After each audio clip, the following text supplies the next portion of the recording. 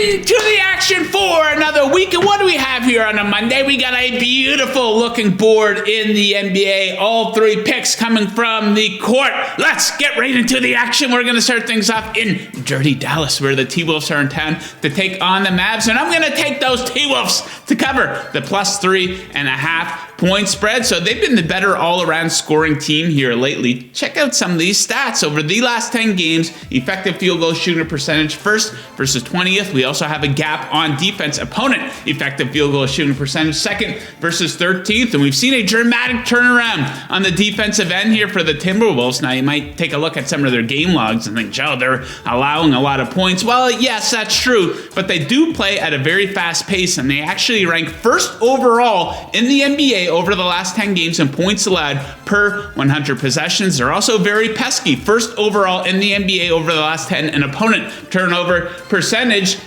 And this is a team that's on an absolute tear right now, 10-1 straight up and against the spread over their last 11 games. Now, you might take a look at some of those games and you see a lot of Thunder and Blazers, teams of that quality in there. But this is a team that plays up to the competition, and they have some very impressive wins over the last month. Wins over the Grizzlies, Warriors, Heat, and Bucks. So I expect them to be competitive in this one and at least keep it close. Give me the T-Wolves +3.5 in dirty Dallas. Next up, we're off to Chicago, where we got the Toronto Raptors in 10, and I'm going to take those Raptors as an underdog to cover the +3.5 point spread. Now, a lot of people might look at this and say, God, Joe, the Raptors coming into this game, they played yesterday, second game of a back-to-back. Cut the crap! I don't want to hear it for a goddamn second. You know that I think people make too big of a deal out of the second game of a back-to-back because some teams are pretty good in this spot, and the Raptors are one of these teams. 10-5 against the spread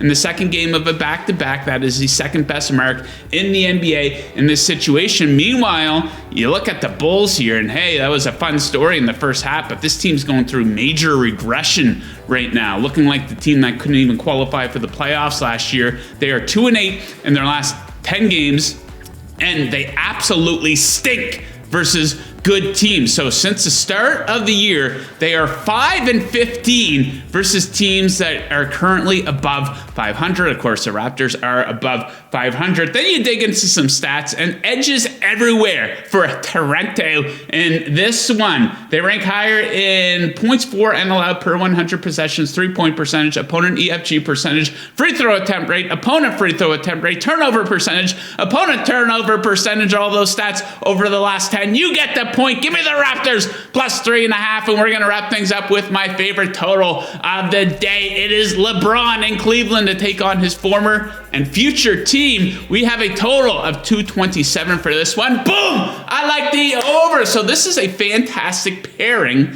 for a high-scoring game based on some major inefficiencies that each of these defenses have. So interior defense for both of these teams absolutely stinks. So last 10 games, they are 29th and 25th in points allowed in the paint.